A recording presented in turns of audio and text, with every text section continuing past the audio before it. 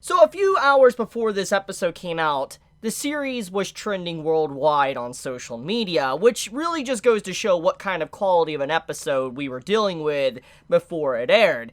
Now, as someone that has now finally got to watch it myself, I see why many were hyping this episode up and why it was trending worldwide, because this is an absolute incredible episode of the series, and easily probably the best episode to date that so far I have seen.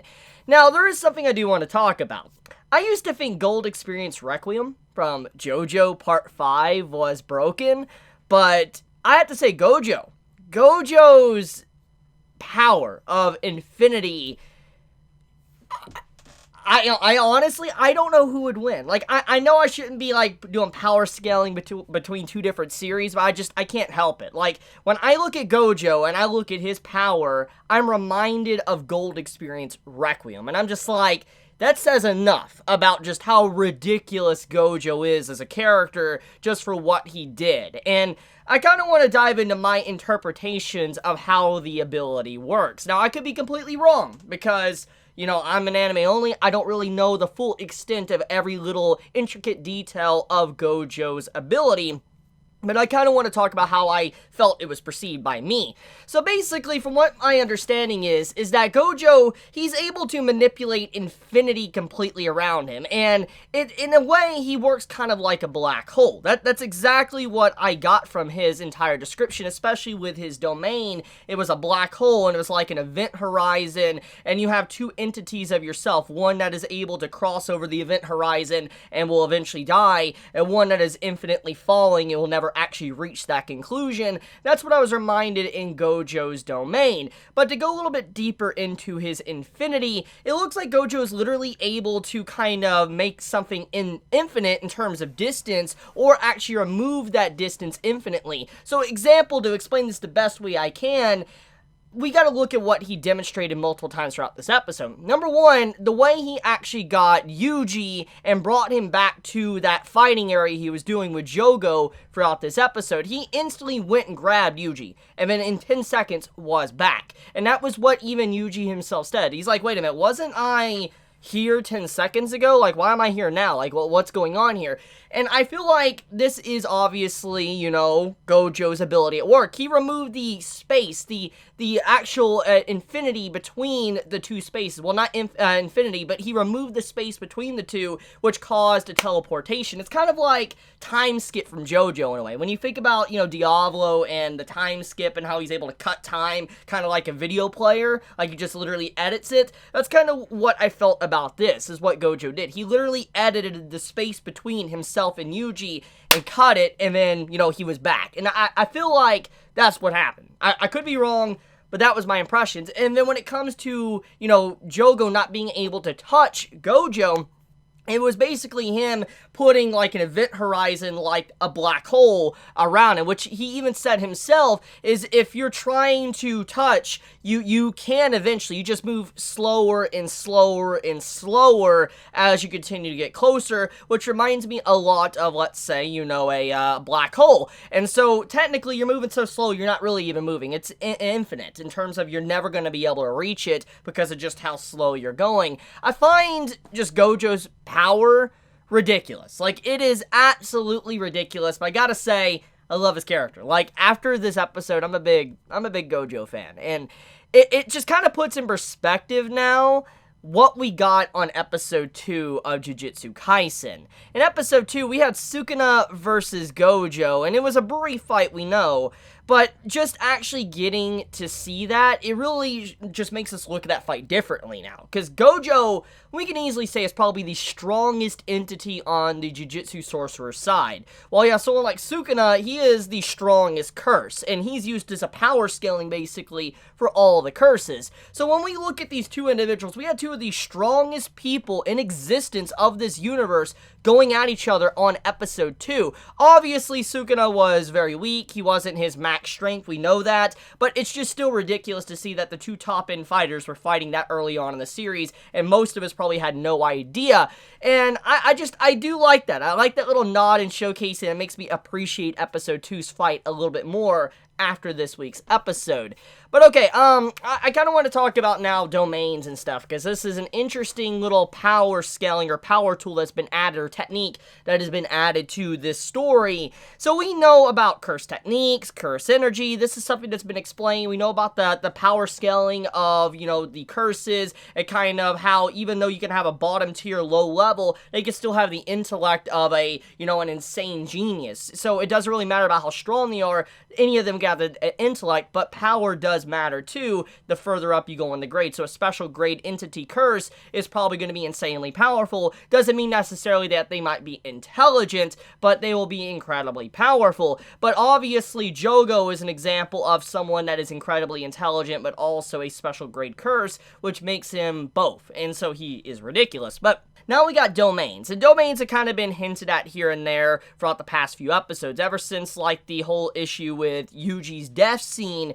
You know, we've seen domains introduced. We just didn't really get a full explanation to it, but we did get hints at what was actually going on. For instance, Sukuna and how he overpowered that special grades domain a few episodes back. We get to see how that actually happened, and Gojo himself explains it, is that someone that has a more refined, you know, domain, someone that's able to actually create something with more power and refinement is able to overpower the other's domain.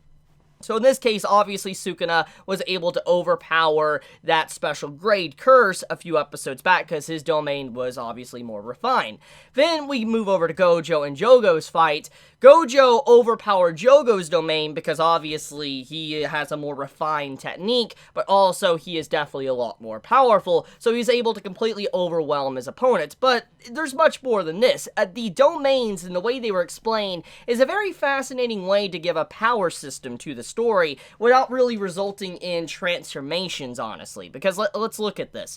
Basically, when a character activates their domain, you have a unique environment that pops up, which could lead to a lot of interesting battle arenas in the future of the story. Because, like, think about this. There's only a few set locations you can do on Earth. That's, you know, going to be cool. Like, I mean, you maybe have the desert, some mountains, a forest, in the middle of a city, etc., an ocean, but getting to actually see, like, for instance, what Jogo did and how he created, like, a volcanic arena, it lets us know that there could be different arenas that are presented throughout the story that are very fantasy-like, and it isn't something that fits the normal realms of what reality really is. I do like that introduction of domains, but obviously there's more application than that. You also have it to where when you're in the enemy's domain, all of their attacks will always hit you. That is an incredibly important piece of information. Basically, Gojo's Infinity doesn't necessarily work in someone else's domain. So if he is to, say, fight an opponent that is able to overpower his domain,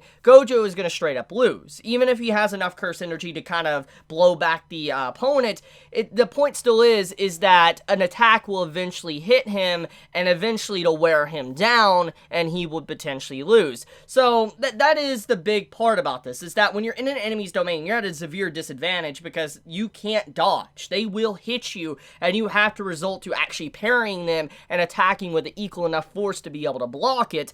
But to go a little bit further, the enemy gets a boost in stats as well, kind of like a video game. So just overall, really cool stuff. I do like the explanation of the domains. It adds a very unique fighting style, and I'm looking forward to seeing how this is expanded upon as the story progresses.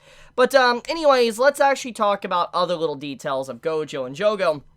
I like Jogo. I know many are going to be memeing the crap out of him after this episode, especially with him getting demolished like he is, but I do think that Jogo is an interesting character. The way he kind of presents himself, he is someone that is very truthful, and he isn't like a straight up, like, yeah, he's an antagonist, he is kind of a bad guy, but I don't get the impression that he's just full-on evil. I feel like there's more motivation behind the scenes than what we're led to believe, like what we've seen so far. He does want true humanity. He thinks the curses are true humanity from what we could see so far, and he does seem to be like an individual that is able to have a conversation with human beings. I mean, the way he actually just walked up to Gojo and tried to put his hand on his hand just to see what was going on was very telling that Jogo is very different different as a curse. He's actually willing to have a communication, a talk with someone while not actually having a fight. I do appreciate that, and it seems like he really values trust and honest words from people, and that's something I can clearly see from these past 2 episodes. I don't know, I like his character, I really do. Even though he